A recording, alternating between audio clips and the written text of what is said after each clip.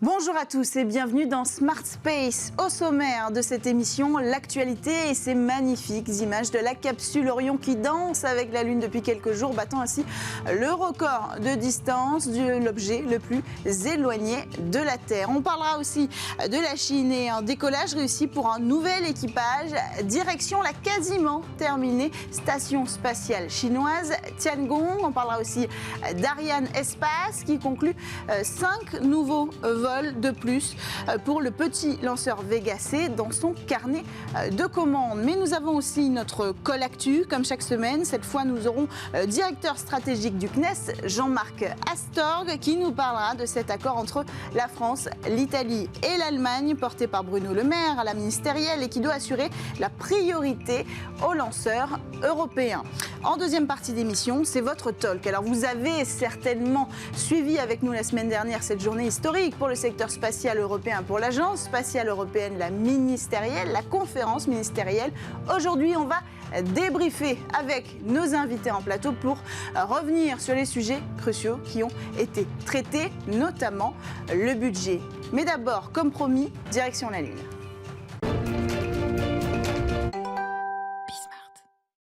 La capsule Orion poursuit son voyage autour de la Lune à un peu plus de 434 500 km de la Terre. Elle a atteint cette semaine la plus grande distance qui sépare un objet en orbite de notre planète. Depuis une semaine, la capsule Orion s'est placée sur une orbite dite rétrograde à distance. Ça veut dire qu'elle a pu tout simplement se maintenir quelques jours sans consommer trop de carburant. L'objectif de ce séjour en orbite rétrograde, c'est de mettre le vaisseau et les équipements à rude épreuve dans cet environnement particulièrement hostile. En plus de tester le bon fonctionnement et la résistance du vaisseau, des mannequins bardés de capteurs et situés à l'intérieur de la capsule doivent également permettre de préciser l'impact d'un tel voyage sur les astronautes qui, eux, embarqueront dans le programme Artemis. Au passage, la mission a immortalisé la Lune, éclipsant la Terre quelques instants. Le phénomène a été imagé grâce aux caméras au bout des panneaux solaires du vaisseau Orion. Alors la capsule entame désormais son voyage retour vers la Terre. Son amérissage dans l'océan Pacifique est prévu le 11 décembre prochain. Autre actualité, ce mardi, la Chine a lancé avec succès la mission Shenzhou 15 qui vise à terminer la construction de sa station spatiale Tiangong. La navette transporte à son bord 3 taïkonautes. Ils resteront 6 mois en orbite autour de la Terre et devront achever les derniers détails de la construction de la station spatiale chinoise entamée, pour rappel, il y a seulement 2 ans de ça. Alors dès leur arrivée, les taïkonautes participeront au tout premier transfert de l'histoire de la station, c'est-à-dire qu'ils vont relever l'équipage qui est déjà là-haut et qui va pouvoir enfin rentrer sur Terre. Mais au-delà de la station spatiale chinoise et de cette ambition d'orbite terrestre, la Chine vise aussi la Lune et après avoir réussi de façon assez spectaculaire à poser son propre rover sur la face cachée de la Lune en 2019, elle prévoit maintenant d'y envoyer des hommes et des femmes. Il y a quelques jours, on découvrait donc le nouveau design de la fusée qui sera prévue à cet effet. Longue Marche 9, destinée à envoyer des hommes et des femmes sur la Lune, une fusée qui sera en partie, et c'est une surprise, réutilisable. Ce sera une première pour la Chine. 5 nouveaux lancements prévus pour Vega C. Ariane Espace a rendu public l'achat de la Commission européenne de 5 lancements à partir de la fusée assemblée par le maître d'œuvre italien Avio. Ces missions, elles permettront de mettre en orbite des satellites du programme Copernicus de l'Union européenne destiné à l'observation de la Terre. Grâce à ces nouvelles missions, Avio dispose donc de 13 lanceurs Vega C dans son carnet de commandes. Le montant financier de cette commande n'a pas été dévoilé lors de la conférence de presse donnée par Stéphane Israël. Un pas de plus vers la souveraineté européenne. La France, l'Allemagne, l'Italie, les 3 principaux pays contributeurs de l'Agence spatiale européenne se sont accordés mardi 22 novembre 2022 pendant cette fameuse ministérielle pour garantir l'exploitation future des fusées Ariane 6 et Vega-C, mais pas seulement. On va poser la question à notre invité. L'objectif, garantir la souveraineté des lanceurs européens. Alors pour réagir, nous avons au bout du fil Jean-Marc Astorg, directeur de la stratégie au CNES, qui a, Jean-Marc, mené personnellement ces négociations concrètement. Est-ce que cet accord il va véritablement garantir la primeur aux lanceurs européens? Oui, tout à fait. Merci Cécilia. Je pense qu'il est extrêmement important que cet accord, cette déclaration commune de la France, de l'Allemagne et de l'Italie, portée par les ministres Le Maire, Abeck et Urso, soit signée avant la conférence ministérielle. Ça a permis d'avoir des débats et des discussions budgétaires beaucoup plus sereines lors de la conférence, ce qui n'avait pas été le cas lors de la dernière conférence de Séville il y a 3 ans, et du coup les choses avaient été plus compliquées. Donc là, grâce effectivement à la signature de cet accord, on a pu mettre en place des principes portés par les 3 pays. Alors que dit cette déclaration commune? D'abord, comme vous l'avez dit, un accord des 3 pays sur la nécessité d'avoir une autonomie d'accès à l'espace en Europe. Si ça n'était pas le cas, l'Europe serait le seul pays, le seul continent qui ne disposerait pas de la possibilité de lancer ses missions avec ses propres lanceurs. Deuxième chose, la mise en œuvre de la préférence européenne. C'est un concept, une stratégie portée depuis toujours par la France, qui a été à l'origine de la création d'Ariane et qui est maintenant effectivement est reconnue par l'ensemble de nos partenaires.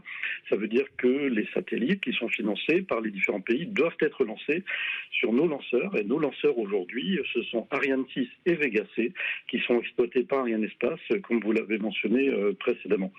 Et donc, en découle tout naturellement le soutien à Ariane 6 et à Vega-C qui a été concrétisé pendant la conférence sous la forme de souscription budgétaire pour la fin du développement d'Ariane 6 et de Vega-C, le début de leur exploitation et même leur évolution, puisqu'il a été décidé un programme d'adaptation d'Ariane 6 et de Vega-C sous la forme du développement d'une version améliorée des boosters d'Ariane 6, les P120C, qui permettront, grâce à cette version améliorée, d'avoir une performance accrue, et notamment pour que Ariane 6 puisse lancer des constellations dans les années qui viennent. Donc voilà, un accord extrêmement structurant qui a permis d'avoir des débats tout à fait sereins lors de la conférence ministérielle. Accord qui pose les jalons d'une remise en question du principe de retour de budget. Est-ce que vous pouvez nous expliquer ça, Jean-Marc ? Alors effectivement, il est nécessaire de réfléchir à la mise en place du retour géographique que chacun connaît bien, c'est-à-dire que c'est le principe que quand un pays met 1 euro dans un programme de l'ESA, il récupère 1 euro dans son industrie. Et ce principe-là se comprend très bien pour des missions uniques, des missions scientifiques. Dans le cas d'un lanceur ou quand il y a une série après, on doit avoir la possibilité effectivement de changer l'organisation, de rendre l'exploitation plus compétitive, ce qui suppose de remettre en cause effectivement la distribution géographique de la production d'un élément comme un lanceur qui a une série au bout d'un certain temps. Donc voilà, c'est ce genre de réflexions qui vont être menées dans les mois qui viennent. Un dernier mot, Jean-Marc, avant de conclure. Ce qui est évident dans ce raisonnement, il faudra que les coûts de lancement soient compétitifs. Est-ce que on a déjà mis des choses en place pour accompagner vers la réduction des coûts de ces nouvelles technologies dans le cadre de cet accord de la ministérielle ? Alors déjà, Ariane 6 est conçu pour être beaucoup moins cher qu'Ariane 5, à peu près moitié moins cher. Et ensuite, ce qui est important, c'est d'avoir une cadence élevée. C'est pour ça que, effectivement, il faut concevoir le schéma d'exploitation d'Ariane 6 pour avoir une cadence élevée. Vous savez qu'Arianespace a signé avec Amazon un contrat pour 18 lancements d'Ariane 6. Ça va contribuer à réduire les coûts, évidemment, par l'effet de cadence. Et pour la suite, comme je le disais, Ariane 6 va être adapté, sa performance va être augmentée, ce qui fait que le coût au kilo va effectivement diminuer pour les versions améliorées d'Ariane 6. Ariane 6 qu'on a hâte de voir décoller, notamment pour honorer ce contrat avec Amazon. Merci Jean-Marc Astorg d'avoir pris le temps de revenir sur cet accord Italie, France, Allemagne traité sur la souveraineté des lanceurs européens. On reviendra sur le sujet dans cette émission. On enchaîne, quant à nous, avec le talk sur Bismart.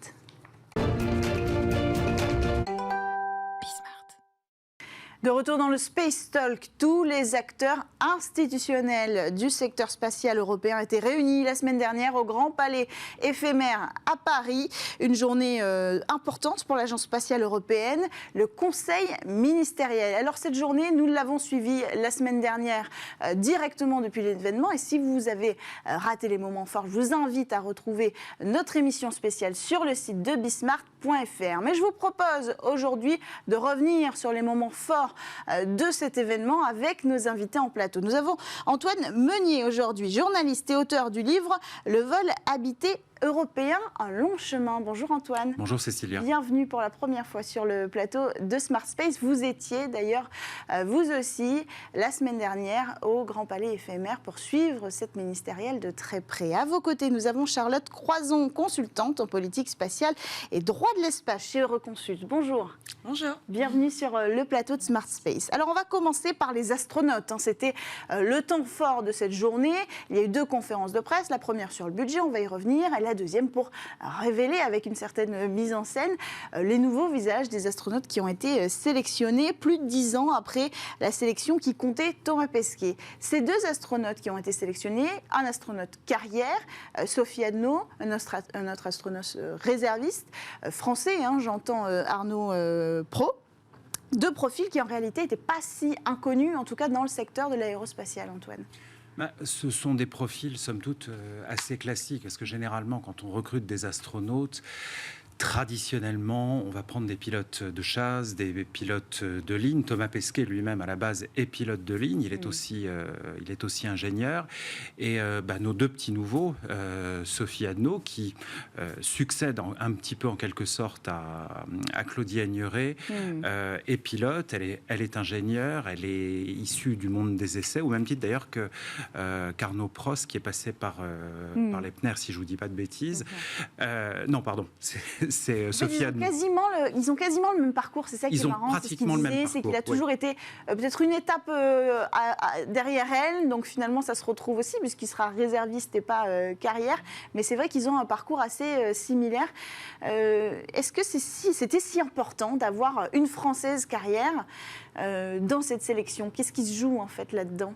En effet, c'est une bonne nouvelle d'avoir une femme française astronaute. Donc, c'est la première depuis Claudie Aigneret. Qui avait été sélectionnée quand même en 1985, il faut le rappeler. Ça fait un petit moment qu'on attendait. Tout à fait. Donc, évidemment, c'est une bonne chose. Il y a une réelle avancée à ce niveau-là. On voit qu'il y a quasiment une parité. Donc, évidemment que c'est une bonne chose.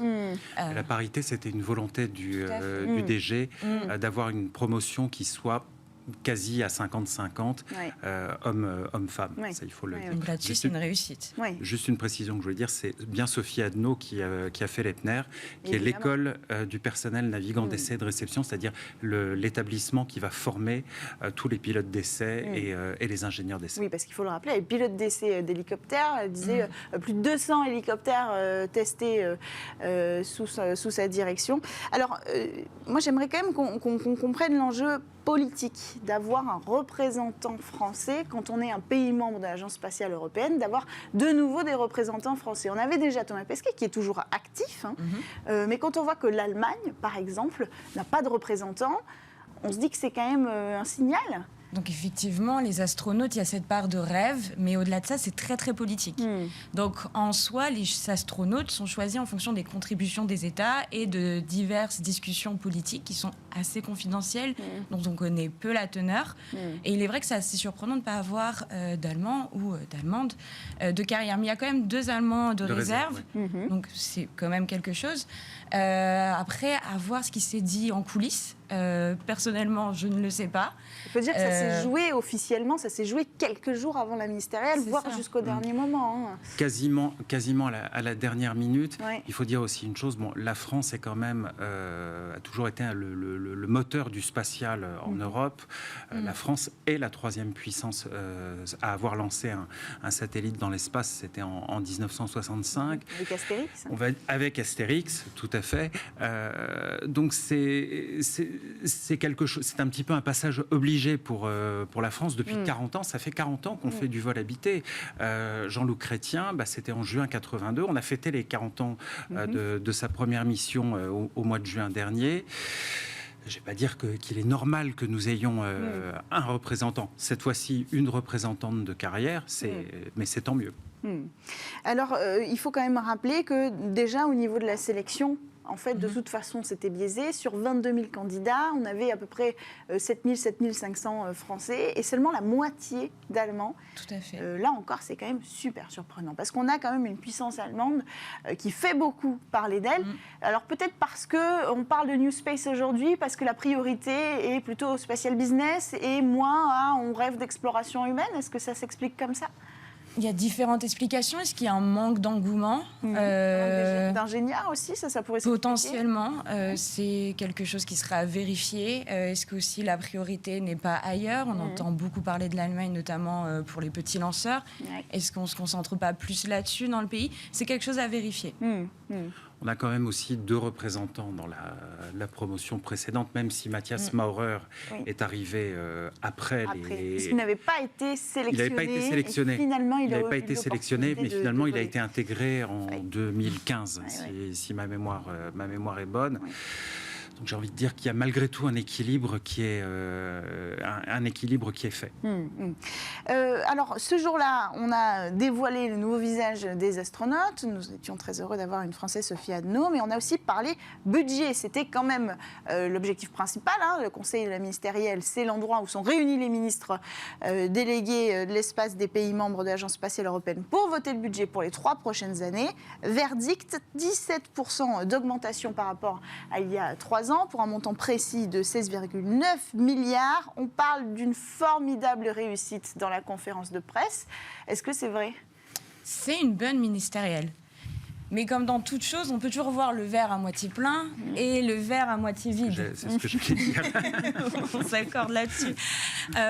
On va commencer par le verre à moitié plein. Donc évidemment, une hausse de 17% dans ce contexte post-Covid, d'inflation, c'est quand même quelque chose d'assez important. Même si on n'a pas obtenu tout ce qu'on voulait, tous les programmes sont financés. Il n'y en a aucun qui est passé à la trappe, il me semble. Donc on va revenir un peu sur le détail de quelques programmes, mais effectivement, il n'y a pas eu de grands perdants. C'est plutôt pas mal. Pour ce qui est du verre à moitié vide, alors, moi, ce que je dirais, ça aurait été un échec si l'ESA avait récolté moins qu'à Séville en 2019. En 2019, c'était 14,5 à peu près. Bon, là, on est à peu près à 16,9. C'est sûr que ça reste un succès néanmoins. Alors, pas le succès qu'aurait voulu Joseph Aschbacher. Il avait demandé 25% d'augmentation. Il visait 18,5. C'était ambitieux. Il visait 18 milliards 5. C'est peut-être très ambitieux de sa part, mais mieux vaut peut-être demander très haut pour finalement obtenir un chiffre qui soit inférieur, mais comme le dit Charlotte, qui permette de financer les programmes. Qui sont les grands gagnants par directorat ? Parce que alors, il faut bien comprendre que les projets sont financés projet par projet. On distribue aussi de l'argent en fonction des directorats. Qui sont les grands gagnants ? Les lanceurs, les télécommunications, l'observation de la Terre ? Au-delà des programmes obligatoires scientifiques, on a quand même la navigation qui a fait un bon score avec une certaine sursouscription même. On a plusieurs programmes de navigation du coup qui vont recevoir du financement, notamment celui de l'IO-PNT, donc qui va permettre d'avoir un système en orbite basse. Donc ça, c'est quand même assez intéressant. On est au niveau de l'exploration, mais aussi au niveau des télécommunications. Il y a le projet IRIS, alors on ne sait pas trop quoi dire. On s'est posé la question, il faut que vous sachiez en préparant cette émission. Est-ce qu'on dit IRIS, c'est IRIS au carré? On part sur IRIS. IRIS, c'est plus simple. Restons là-dessus. Donc projet de constellation européenne porté par Thierry Breton, d'une connectivité sécurisée en Europe. Les enjeux sont évidemment la souveraineté et le budget, en tout cas pour la partie Agence spatiale européenne, a été alloué pendant cette ministérielle. Oui. Donc on a, pour IRIS, on a déjà 35 millions qui ont été sécurisés et environ 685 millions qui doivent être décidés encore l'année prochaine. Mais c'est une nouvelle... 683, je crois. Mais bon, ça reste encore à sécuriser. L'ambition avec IRIS, c'est d'avoir une constellation de connectivité qui soit disponible à partir de 2024 pour les services de base, on dira, et quelque chose de complètement opérationnel dès 2027. C'est très ambitieux. C'est ambitieux parce que la somme... alors, on a sécurisé une somme, mais c'est quand même pas énorme. les 35 millions, c'est une mise de départ. Il faut être clair. Après, la deuxième partie du financement, il reste encore à obtenir, mais ça prendra vraisemblablement plus de temps pour que cette constellation soit plus de temps pour que cette constellation soit opérationnelle. Alors, on a vu télécommunications, connectivité sécurisée, observation de la Terre aussi. qu'on continue à sécuriser. Au niveau des lanceurs, qu'est-ce que ça donne? Est-ce que Ariane 6 a été un sujet peut-être qui a fait grincer des dents? Parce que bon, cette année, c'était une actualité en dents de scie, dirons-nous, pour Ariane Group. Ce qu'on peut dire là-dessus, sur les lanceurs, c'est que les lanceurs ont été... il y a eu un accord qui a été signé par les trois principaux contributeurs en préambule de cette ministérielle. La France, l'Allemagne et l'Italie. Voilà, et il s'agit vraiment de mettre en avant la préférence internationale, européenne plutôt, le mot est plus juste, en matière de lanceurs. C'est-à-dire que chacun va aider l'autre à financer, on va financer Ariane 6 et on va financer, continuer bien sûr sur Vega C. Nous avions Jean-Marc Astorg en première partie d'émission, directeur stratégique du CNES, qui a porté ces négociations. Dans ces négociations, on parle aussi de remettre en question le principe de retour géographique. Alors ça, c'est un sujet qui traîne un petit peu dans les couloirs depuis un moment, mais qui est, pour la première fois, j'ai envie de dire, abordé de façon aussi concrète au cœur d'une ministérielle, même si les accords ont été menés juste avant. Comme l'a dit Antoine, on a eu cette sorte d'accord cessez-le-feu entre l'Italie, l'Allemagne et la France, donc qui confirme la préférence européenne, qui confirme le fait qu'on a besoin de subventions publiques pour mener à bien les programmes Ariane et Vega, mais avec ce sous-entendu plus ou moins direct qu'il faudrait peut-être assouplir cette règle du retour géographique, pouvoir mettre en compétition certains fournisseurs afin d'assurer la compétitivité du programme. Ça, c'est vraiment quelque chose qui fait débat. Et au-delà même des ministres, juste avant la ministérielle, on a aussi une lettre commune signée par une vingtaine d'entreprises européennes qui, même du côté privé, commencent à émettre certaines réserves vis-à-vis de ce retour géographique, qui est quand même la grande base de l'ESA. Oui, quel est le risque si on suit cette direction et qu'on finit par être de plus en plus souple sur ce retour géographique? D'abord, est-ce qu'on pourra le maintenir à moitié? Ça, c'est une vraie question. Et puis, qu'est-ce qu'on risque aussi au niveau de la cohésion internationale, qui est assez difficile à tenir dans cette période de compétitivité? Le problème en Europe, c'est que vous devez coordonner 22 pays, les 22 États membres de l'Agence spatiale européenne. Aux États-Unis, on n'a pas les États-Unis, on passe ce problème. Donc nécessairement, pour tous les programmes, ça prend un temps fou à se mettre en place. Galiléo a pris, je sais plus, je crois 20 ans pour être pleinement sur les rails. Et pourtant, c'est une réussite. Le problème, c'est que le temps ne s'écoulait pas de la même façon, si j'ose dire. C'est-à-dire qu'aujourd'hui, on est déjà en retard. Le monde change. Donc peut-être que les règles doivent s'adapter, elles aussi, peut-être pas. Peut-être même d'ailleurs que si la ministérielle s'était tenue l'année dernière, on n'aurait peut-être pas eu le même résultat qu'aujourd'hui. Les programmes d'exploration d'ailleurs ont quand même enregistré la plus grande hausse en termes de budget, parce qu'on est à 700 millions, plus de 700 millions supplémentaires par rapport à la précédente ministérielle, ce qui est énorme. Mais il s'agissait quand même aussi de sécuriser ExoMars,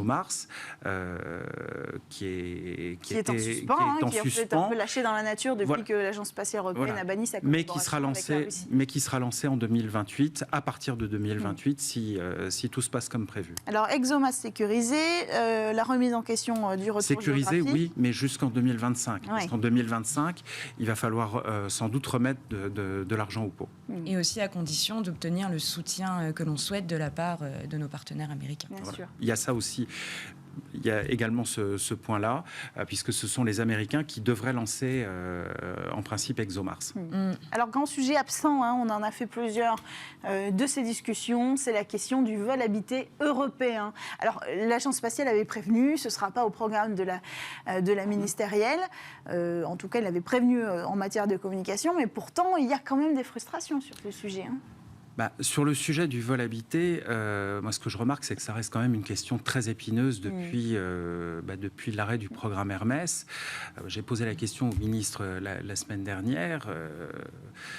Ça a été un petit peu évité, on va dire. Mais malgré tout, ce qu'on peut dire là-dessus, c'est qu'il y a une petite enveloppe qui est débloquée pour une étude de faisabilité. Alors attention. Qui doit durer 1 an. Voilà, ça ne veut pas dire qu'on va faire un véhicule habité, que les choses soient très claires. Pourquoi ? Parce que l'ESA a mis en place, sur la question de l'exploration humaine de l'espace, elle a mis en place un groupe de sages qui s'est réuni plusieurs fois et qui doit encore se réunir début janvier, au mois de janvier.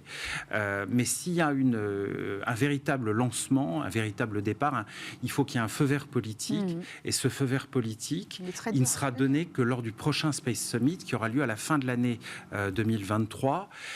Et en 2025, c'est un petit peu long, en 2025, on pourrait avoir le lancement on pourrait avoir une décision comme quoi on se lance pour faire un véhicule habité. Mais ça n'est absolument pas le cas dans l'immédiat. Pour l'instant, c'est vraiment une phase de réflexion. Mais est-ce qu'elle n'est pas un peu longue, cette réflexion ? Parce que ça fait un moment qu'on parle du sujet. Oui. Au sommet à Toulouse du spatial, pourtant, le discours était assez décomplexé, même d'Emmanuel Macron. Il faut porter la souveraineté en matière de transport spatial humain. Mais est-ce qu'on a vraiment besoin d'une capacité de vol habité autonome ? Ça, la question fait débat. Ça va dépendre du budget. Mais est-ce qu'on en a besoin pour aller nous-mêmes sur la Lune et pour garder notre importance dans l'exploration ? Alors, sur la Lune, moi, ça, je pense que c'est clair. Il y a déjà un programme qui s'appelle Artemis. On est engagé dedans. Si on fait un véhicule habité en Europe, ce sera un véhicule qui sera dédié à l'orbite basse de la Terre. Il faut être clair aussi, il y a quand même 2 véhicules aux États-Unis qui sont dédiés à l'orbite basse de la Terre. C'est le véhicule Crew Dragon de SpaceX et la capsule Starliner de Boeing qui devrait démarrer son activité en 2023. Mais ça veut dire quoi ? C'est parce qu'on n'aura plus de station spatiale internationale, donc ça veut dire que quand même la priorité, c'est pas d'essayer de rattraper un retard qu'on ne pourra pas rattraper. C'est de se rendre indispensable d'une autre manière également. C'est peut-être pas tout ça, on peut encore utiliser beaucoup de peut-être et de si. C'est peut-être pas parce qu'on n'a pas notre accès autonome à l'espace de manière habitée avec des humains que pourtant on ne peut pas se rendre indispensable d'une autre manière. Et on a vu pendant la ministérielle qu'on a encore refinancé des nouveaux ESM, European Service Module, pour jouer une place très importante dans le programme d'exploration lunaire avec nos partenaires américains. Et c'est peut-être là la solution, au-delà de créer des capacités concurrentes en orbite basse, pas encore sur la Lune évidemment. Est-ce qu'il ne faudrait pas non plus investir dans d'autres capacités qui nous rendent vraiment indispensables ? C'est la voie qu'elle a l'air de suivre pour l'instant à tâtons à l'Agence spatiale européenne. Mais c'est une question encore bien ouverte. Mais il n'est pas impossible aussi qu'au cours de cette décennie, il y ait d'autres structures orbitales plus petites que l'actuel ISS, des petites stations qui seraient dédiées aux institutions, aux grandes entreprises, au tourisme spatial aussi, je crois qu'il ne faut pas avoir peur de le dire. Ces stations, alors elles n'existent pas encore, mais les modules de ces petites stations sont en train d'être construits. C'est le cas par exemple chez Thales Alenia Space à Turin. Les modules de la future station Axiom sont en construction. Est-ce que cette station Axiom sera disponible ? En principe, il devrait y avoir un premier module qui sera connecté à l'ISS en 2024-2025. Et après la fin de l'ISS, il est prévu que la station Axiom devienne parfaitement indépendante. Encore beaucoup de prospection. Et ce devrait être une station privée. Bon, merci. On reviendra sur le sujet du vol habité, évidemment, qui est un sujet passionnant et qui met en exergue beaucoup de problématiques du secteur. Merci d'avoir pris le temps de venir débriefer de cette ministérielle sur le plateau de Mars Space. Charlotte Croison, je rappelle que vous êtes spécialisée en politique spatiale chez Euroconsult. Et vous, Antoine Meunier, journaliste et auteur du livre que je représente ici, Le vol habité européen, un long chemin. Ça conclut assez bien notre conversation. Merci à tous de nous avoir suivis. On se retrouve dès la semaine prochaine sur Bismart.